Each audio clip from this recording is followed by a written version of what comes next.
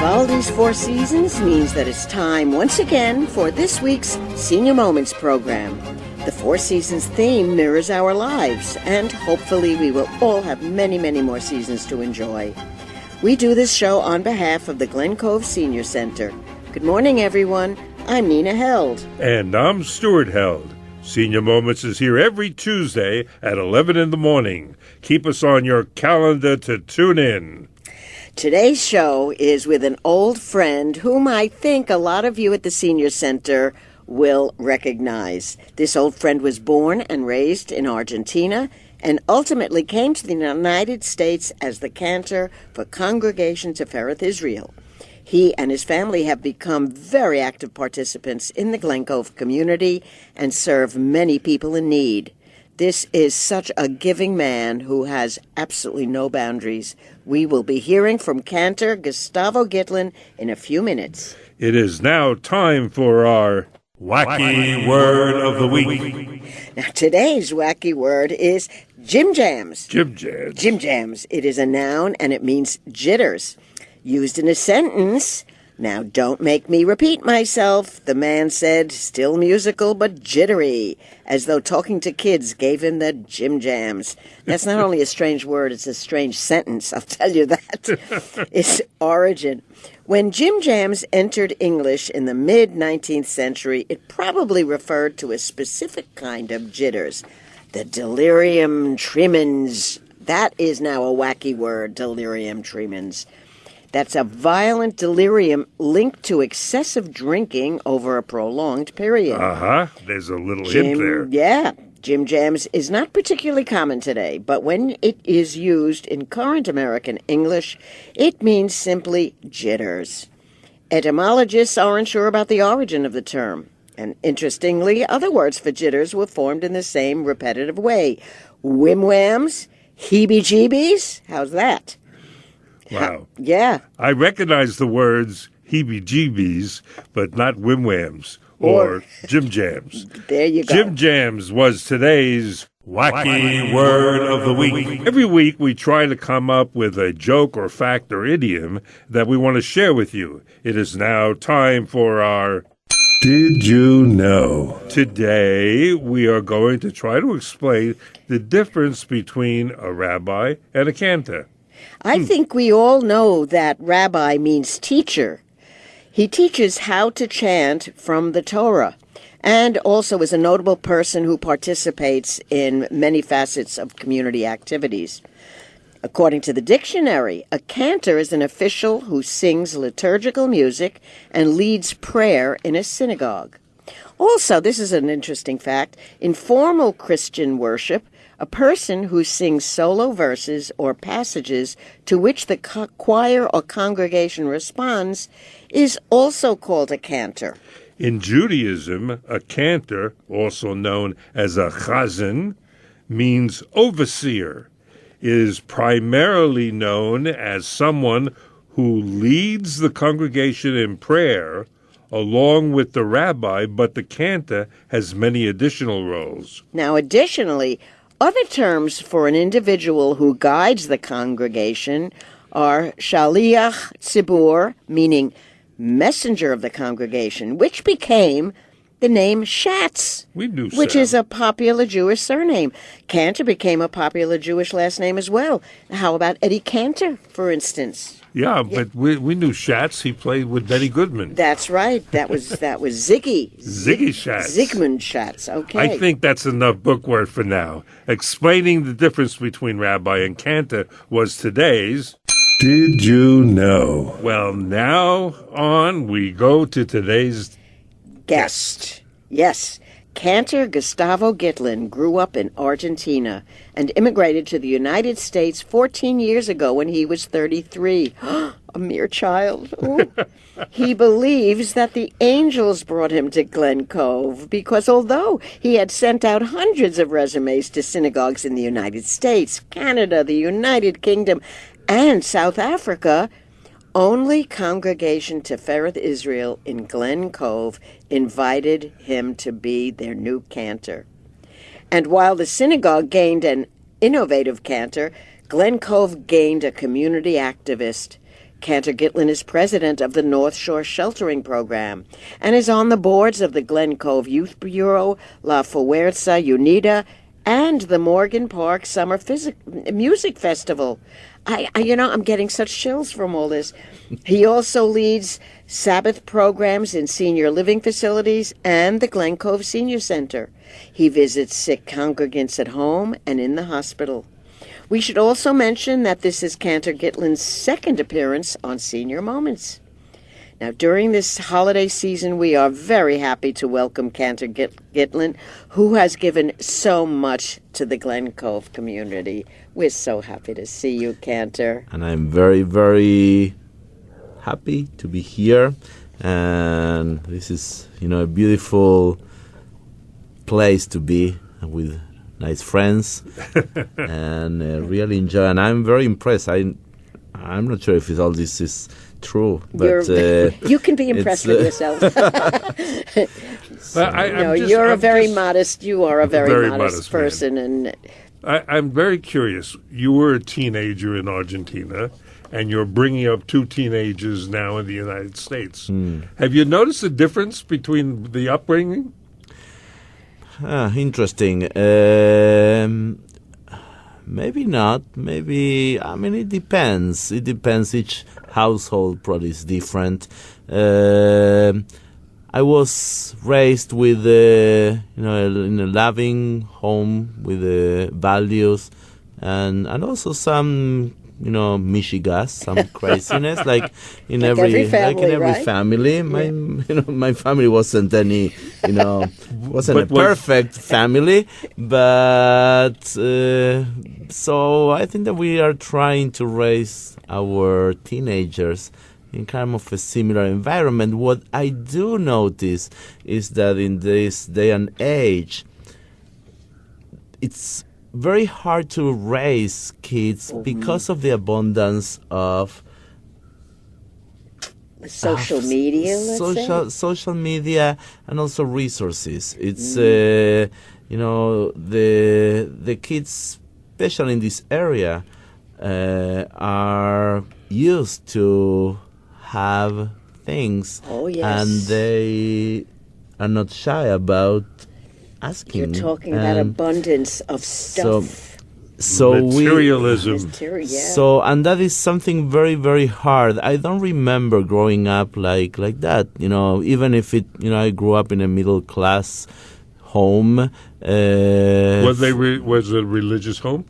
No, it wasn't a religious. It was a totally secular. So then there's a major difference because you're bringing your children up in the United States in a religious home. Yeah, but I'm more thinking about this abundance of stuff that we have today. Well, it's interesting that you mention this, because I'm going to mention our youngest son, who happens to be just your age. Mm-hmm.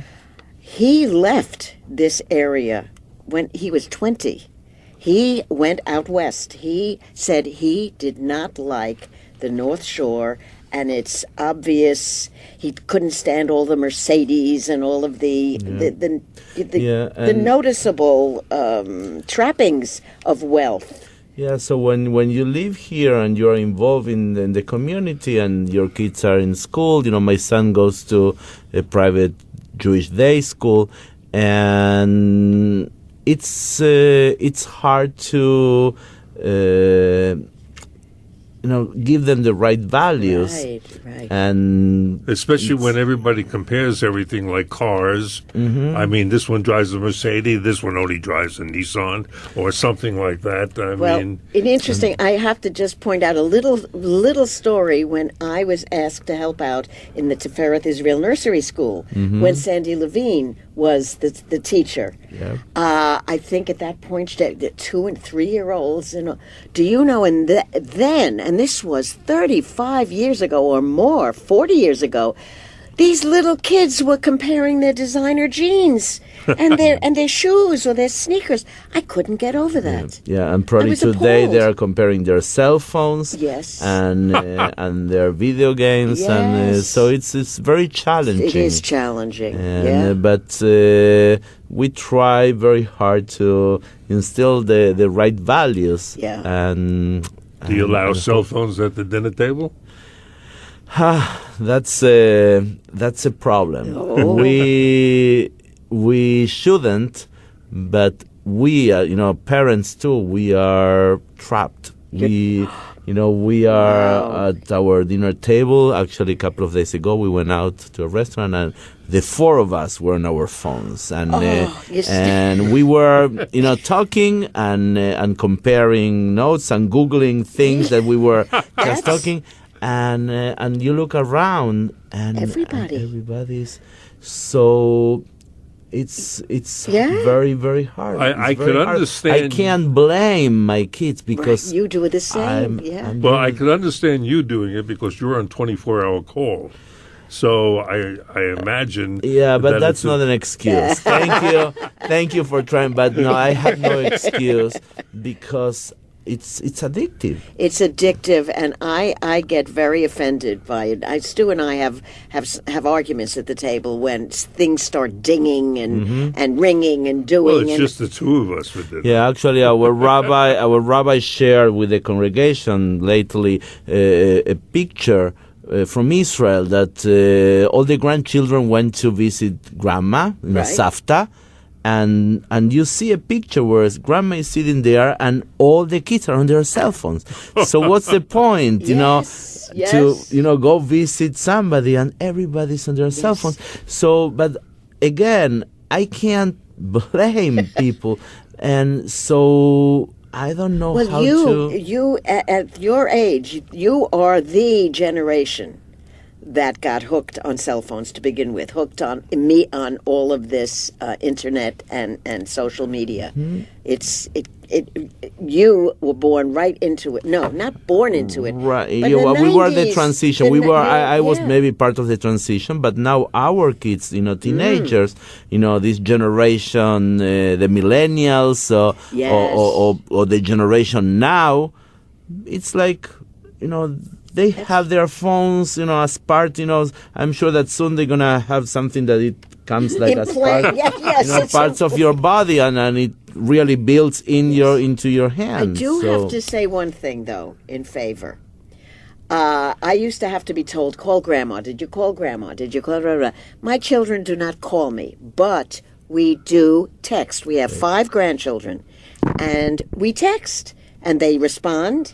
And our granddaughter, who's studying right now biology of aging, she's in Quinnipiac University. She emails us articles about So I at least feel that we are connected in that way. Yeah, we're and connected, pictures, but it's losing a lot of social graces. But honey, how else? Yeah, but we have to learn how to adapt because we won't change it. Right. It's like you can't go against the tide. But we need to learn how to adapt and use these wonderful tools to our benefit. Getting back to you, let's we make went a little off there. No, that's okay. It involves good, all of this. But when did you decide to become a cantor? How old were you? So I didn't decide to become a cantor. I think that my mom decided for me.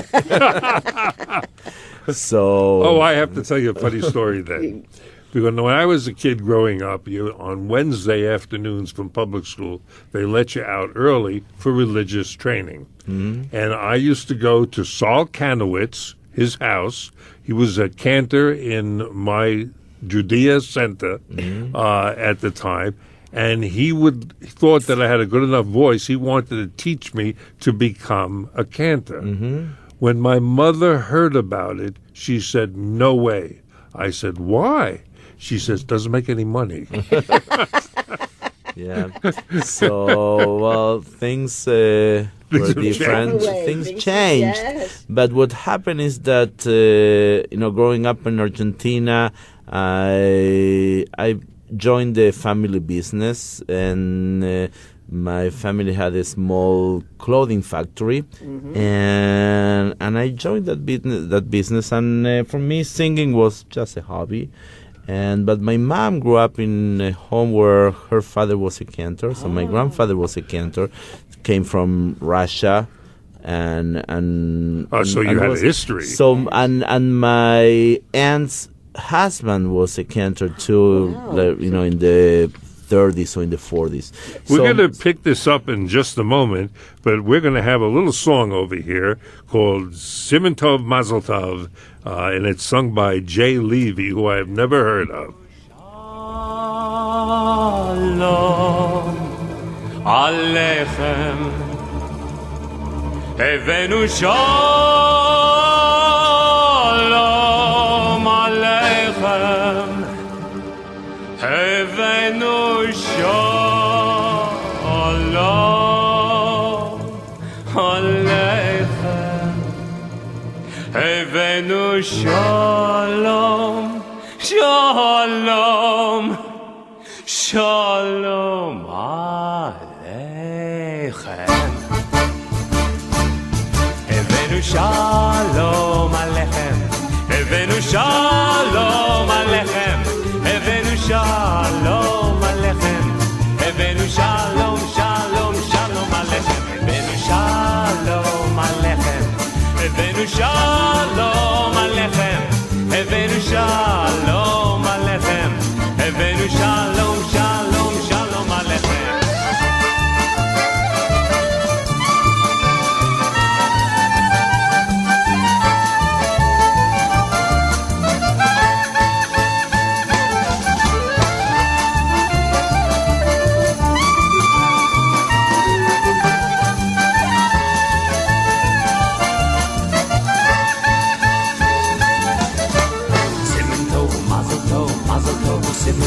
Siman Tov, Mazel Tov, Mazel Tov, Siman Tov, Siman Tov, Mazel Tov, Mazel Tov, Siman Tov, Yehelanu.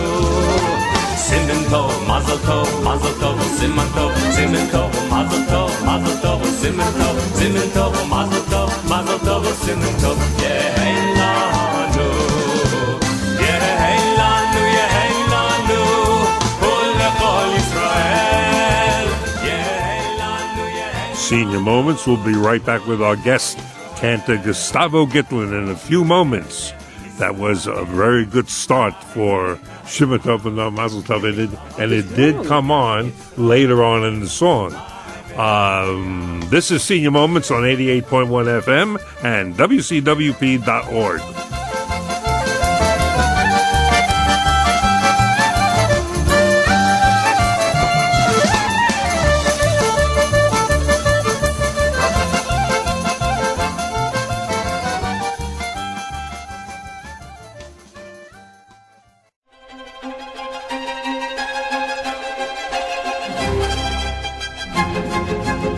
Senior Moments with Nina and Stu is back with our effervescent Cantor Gustavo Gitlin. Now, we have to jump back to where you were interrupted by my husband to play a song that was not the right song anyway. No, it was the right song. It It was. turned out to It be was. the right song. Oh, okay. We never got to your answer about really how did you become a cantor? You were smack in the middle of that story. So I'm not sure what happened, but I was always into music, and singing was part of me, but my mom saw something that I was never aware of, and what she saw is that I have a gift, not only on singing, but I have a gift on. It's hard to explain, but for example, when I visit the sick, people tell me that they feel better just, with my presence. And I don't understand how that works. May I try to Sure, maybe you can help me maybe I can understand. help And but sometimes I says maybe I don't want to understand it. Well, if I have an opinion on that, because you exude love. It just oozes out of you. It does. Thank Your you. very So- presence. You are a very warm and loving human being, and that is what comes across Thank in you. all areas of your life. Yes. Really. So I guess that we all have different gifts, and it took me a while to feel comfortable with my gift and to pursue that. And for me, the cantorate was a way of helping others. And so I went into cantorial school back in Argentina, and the Seminario Rabínico Latinoamericano. That is a seminar for rabbis and cantors in Buenos Aires. And but I just did it to please my mom. Oh, but your mom And- was a very but wise woman. I she's So think she was she- pretty smart. She had that vision, what I didn't understand at the moment. And so eventually things started. I met my lovely wife, and life started to play its game, and things started to happen. Yeah. And there is that's why I'm convinced that there is a plan. There's a major Bashert? plan. Can we say It Bashert? was Bashert. Yes, Was, faded. That yeah. means faded. And one thing brought the other, and I got a part-time position as a cantor, and then it turned into a full-time position, and then we moved to a different city, from Buenos Aires, from the capital city in Argentina. We moved to the city of Santa Fe in Argentina, and then is when I started to really fulfill and feel this call, and eventually the economy in Argentina helped me. That's what I was going to say. What made you move? This was a drastic move. I mean, Yeah. you could have been a cantor in Argentina. Yes, and I was very happy, but the things changed, and the economy in Argentina collapsed Yes. at the end of 2001. And the year 2002 was a very challenging year for us. Our daughter was 4 years old, I think, and our son was born. So a lot of blessings, and my wife said, "I think it's time to move on." Wow. So Is it different being a cantor in the States versus being in Argentina?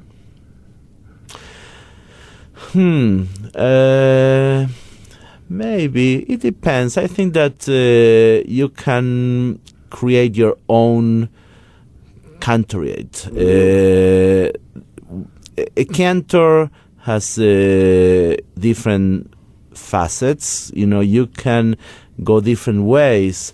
Like you, the definition of a cantor is a prayer leader and an educator.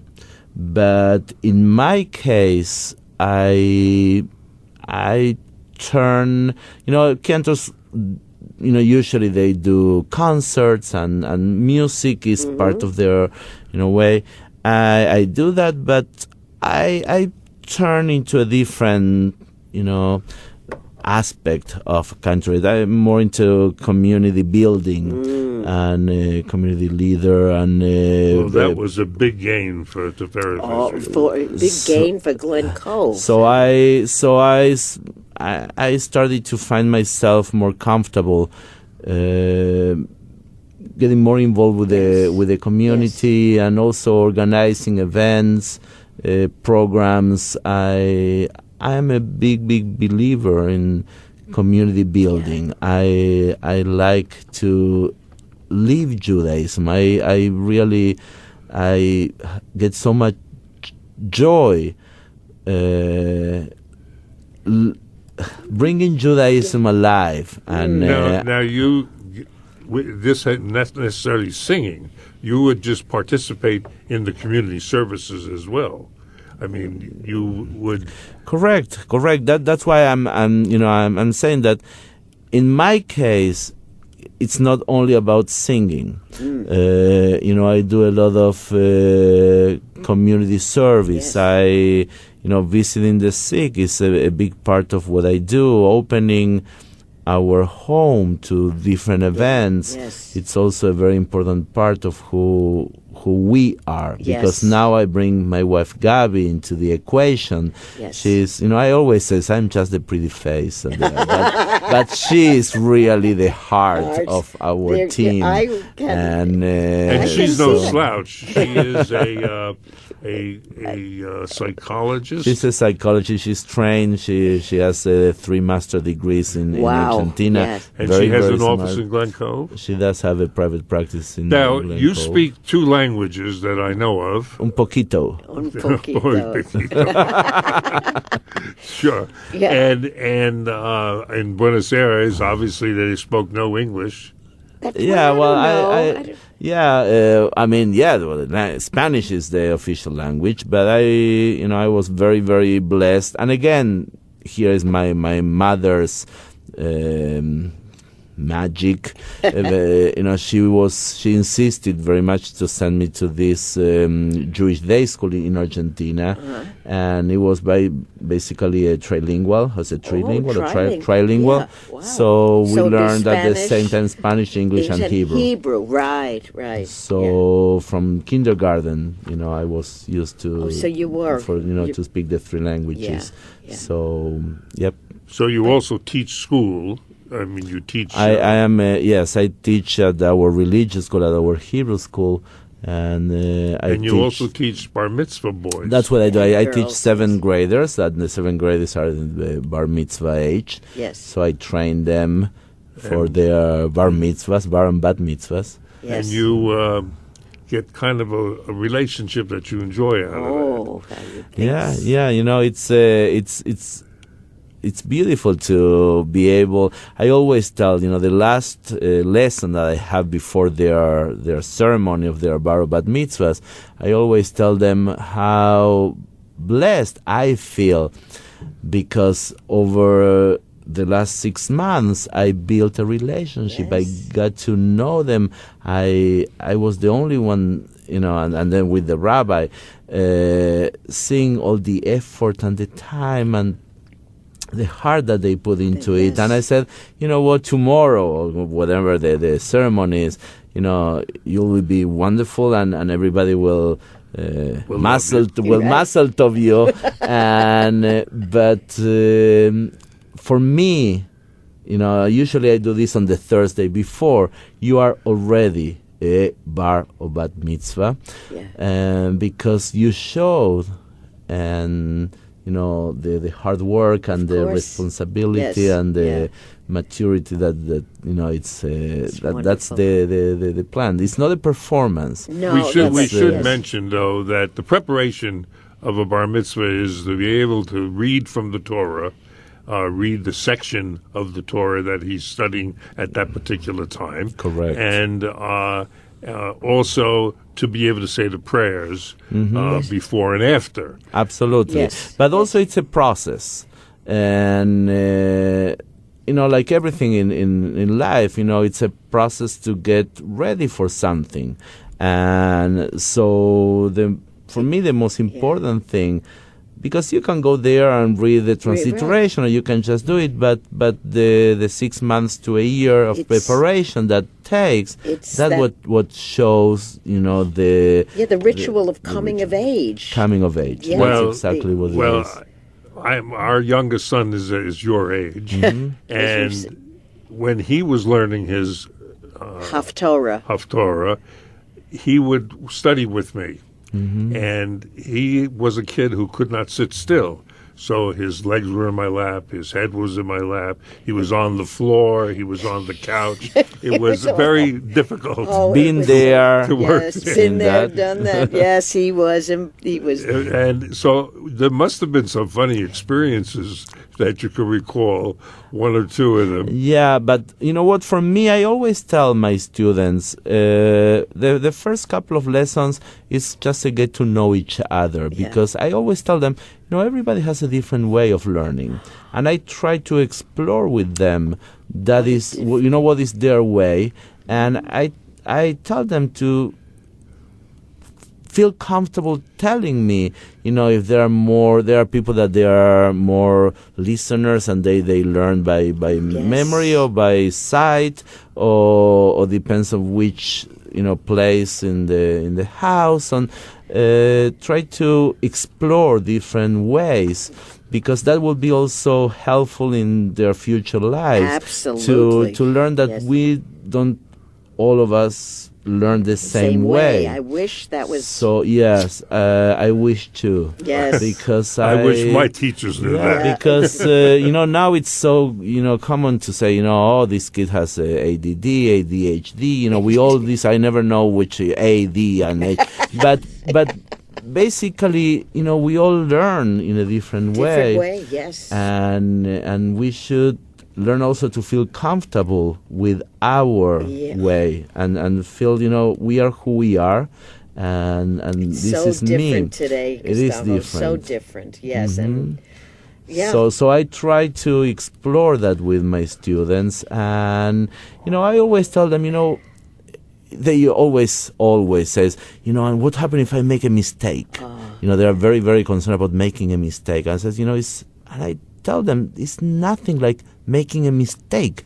You can't make a mistake, because this is not a performance. You're going to be leading a service, so if you get a word wrong, well, correct it. It's not a mistake. And if when you are chanting, you make a mistake, well, correct it. It's no big deal. And that's also, I try to encourage the family and friends not to say, oh, what a wonderful job! You didn't make any mistake, because that is not not the goal. It's not the idea.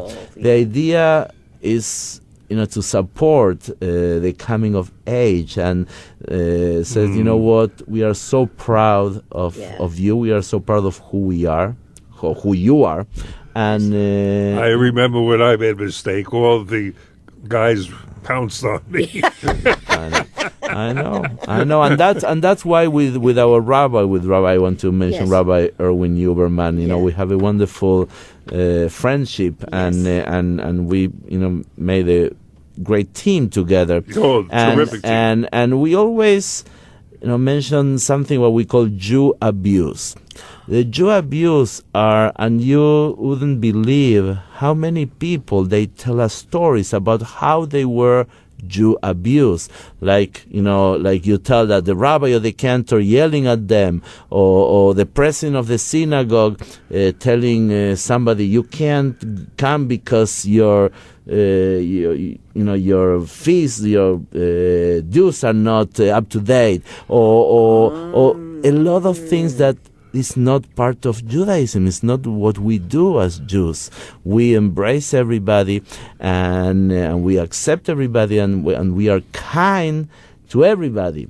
And there are so many. My brother-in-law back in Argentina 40 years ago, his rabbi didn't show up for his bar mitzvah.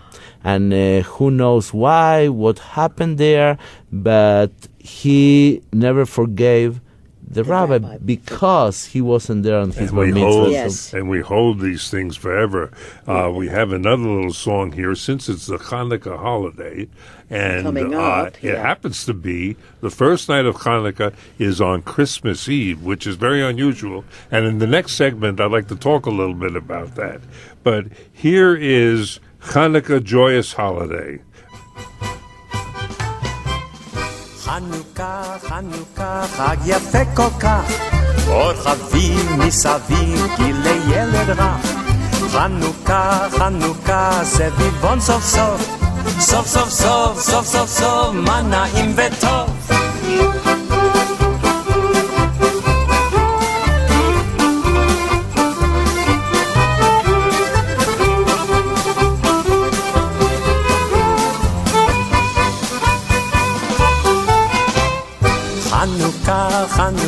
a joyous holiday.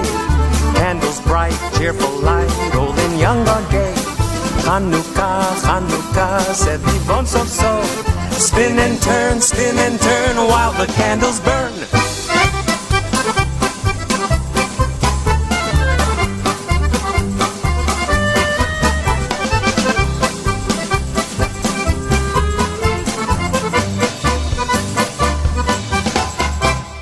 Hanukkah, Hanukkah, חג יפה כל כך, אור חביב מסביב, גילי ילד רך. חנוכה, חנוכה, סביבון סוף סוף, סוף סוף סוף, סוף סוף סוף, מה נעים וטוב. About that, you see, Hanukkah is a joyous time, isn't it?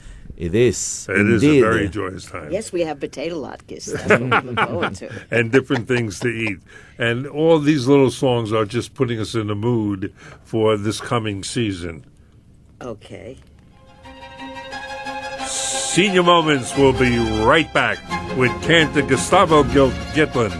This is Senior Moments on 88.1 FM and WCWP.org.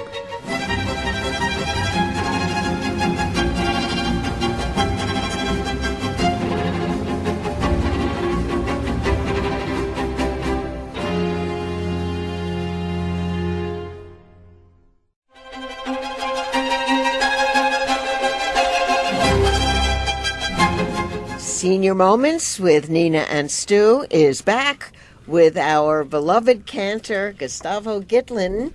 But this time we are going to ask him about his involvement in the sheltering program in Glen Cove. Tell us, Cantor, how has your Latin American background influenced your involvement with the sheltering program? And does your cantorial background play into this as well?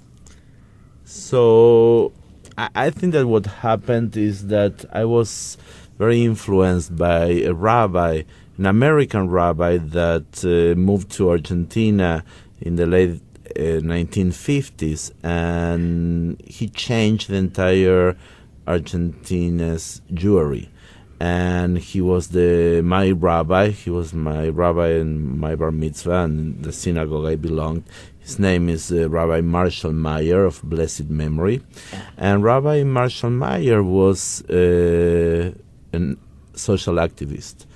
And he was very involved in the late 70s, early 80s in Argentina. Was a very cruel dictatorship, and he wasn't afraid of being involved and raising his voice against this terrible thing, they call the dictatorship or la junta. La junta, yeah. And maybe you heard about los desaparecidos, the people who disappeared during that time. And he was very, very active against this. And I was inspired by him. So what happened is when I arrived here, I was never expected. I didn't know that things will, unfold the way that they did. But I joined a group of clergymen, the North Shore clergy people, and that's of all denominations. All denominations, yes. And part of this group was Reverend Betsy Simpson. Yes. And she's been on the radio with us. She just retired, and she's in Pennsylvania now. And she really inspired me. She was the president of the North Shore Sheltering Program. And so I started volunteering. They needed people to sleep overnight at the shelter. So one day I said, well, I'll try. So the shelter, this is probably 11 years ago, and I stayed one night, and I didn't know what I was doing, but I learned, and I started a relationship with the clients and with the people who were running the shelter, the homeless shelter. And as the years went by, I got more involved, and I started volunteering more, and also. Were most of the participants Spanish speaking? At that point, maybe we're half and half. Every year is different, but now it changed. Now there's maybe a quarter of the participants are Hispanic and Really? 3/4 are American. Yeah, it's interesting. Yeah. And so Has the group grown? well, we are usually it's every year we are about 25 Regular people that they stay, and every year is we see new faces, but for me it was very moving and at the same time inspiring to be able to make a difference, a real difference in people's lives, and also to inspire other people to yes, do do the good, same, yeah. to So this is more than just serving a meal. This is staying yeah. overnight. This is having a warm Counseling, bed this is- or something. So let me explain in a few words. So the North Shore Sheltering Program opens every Monday after Thanksgiving every year, and we operate at the First Presbyterian Church in Glen Cove. And that's the big, beautiful That's a one big, on the beautiful, hill. yep. Yes. And we rent space from them, Ah. and we open and we are open every day from 6 p.m. to 6 a.m. We serve a warm dinner cooked by volunteers every day. A different group, usually are groups from different schools, from different churches, different civil organizations, and sometimes individuals too, that they get together and they cook a meal and they serve. They come at 6:30 every night and they help serve the meal, and the clients sleep there, and in the morning they leave. One question: are they primarily male, or do you have female clients? Only as well? men. Only men. Yeah.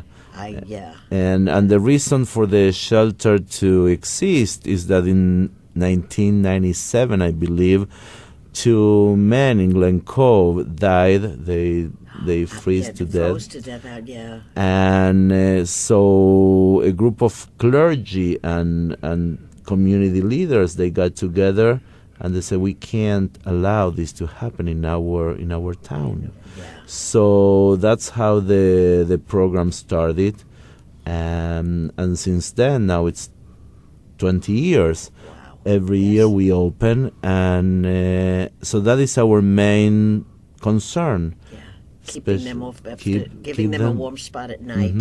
A bed, So we offer some counseling, but that is not our main reason. So we open to offer a warm place to sleep, and a warm meal, and the stories that you hear are very moving. You have all kind of people, and over the years it's been very, very inspiring again for others to interact.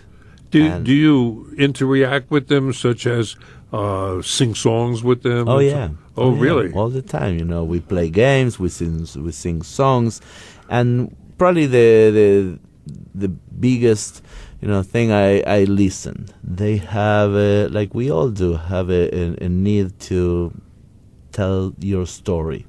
So I'm a very good listener. So you have like group therapy.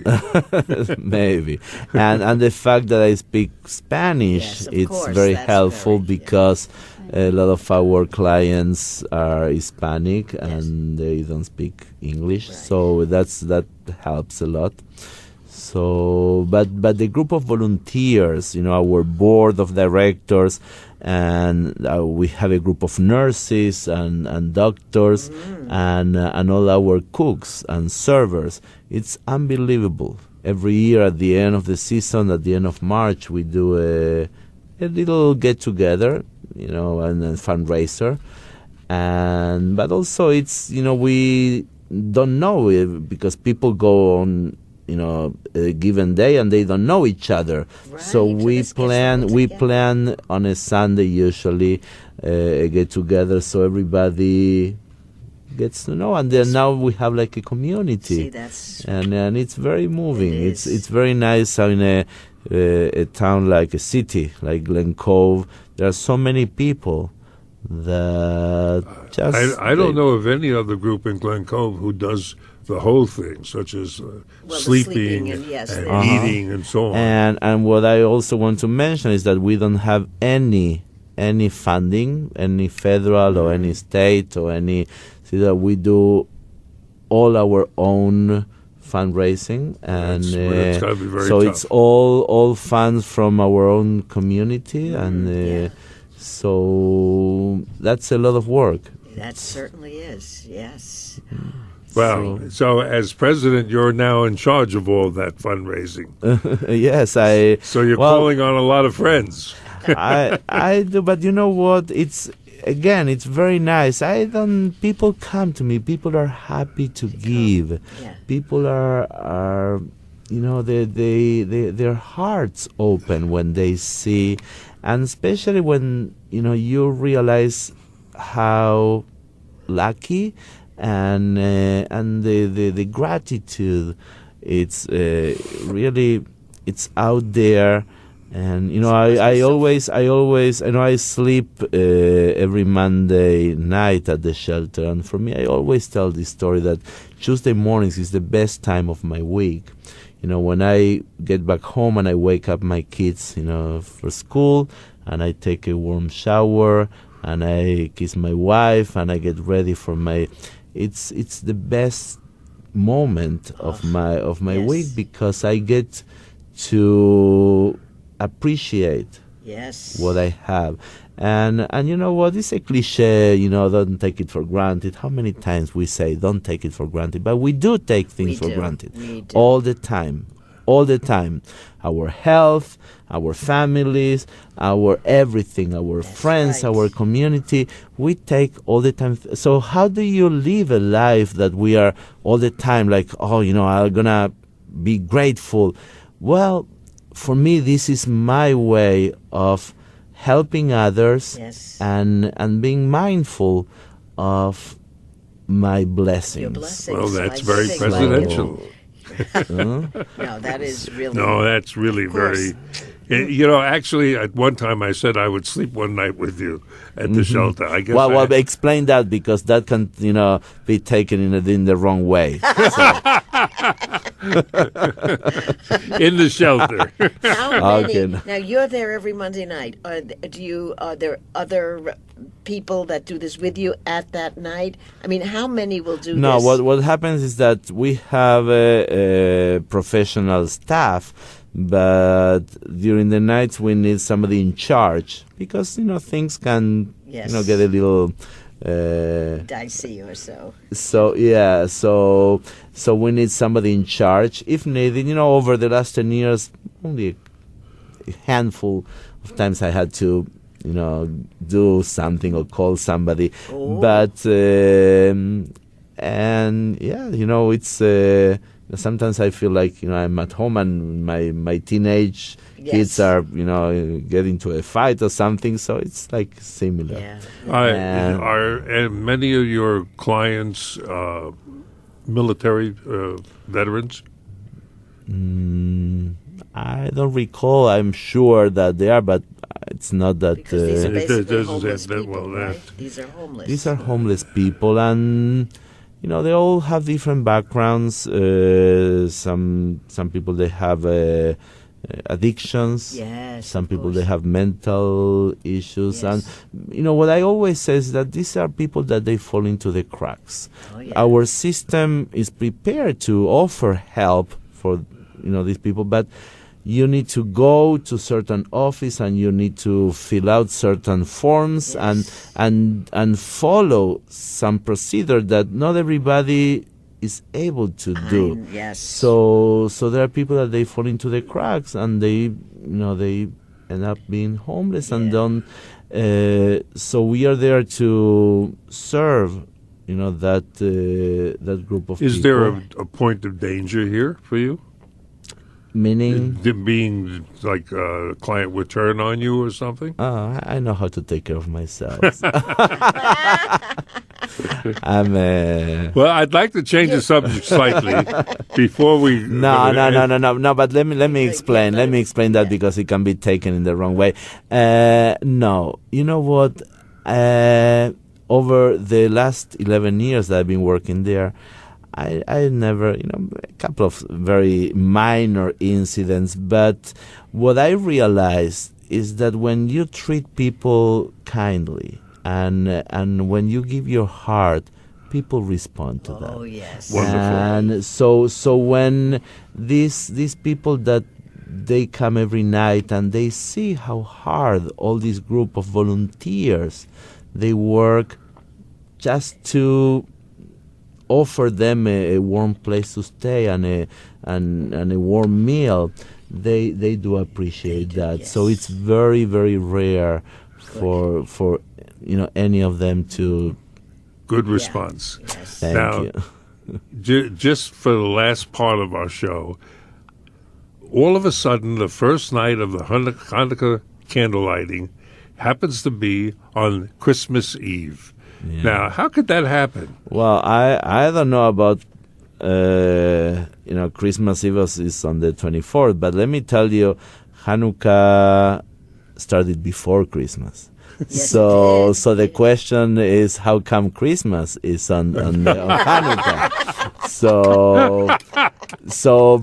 But the answer is kind of simple. The Jewish calendar is different from the Gregorian calendar. So the Jewish calendar has 12 months of 28, 29 days, and every so many years there is a full month that is added. So you're gonna see that sometimes people says, "Oh, how come Passover is at the same time that Easter? Oh, this year is early or this year is late." So it's no early or late. It's just that the Jewish calendar with these 12 or 13 months they changed. That's what it is. Well, all I can say is that this went so quickly. We so enjoyed listening to you, and it's always a pleasure, Cantor Gitlin.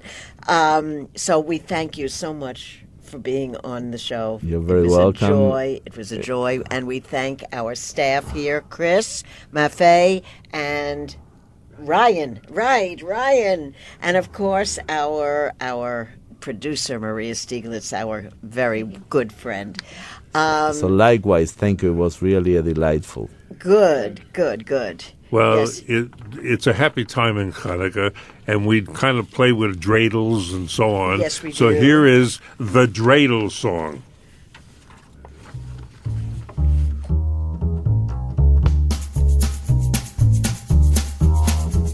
I have a little dreidel, I made it out of clay.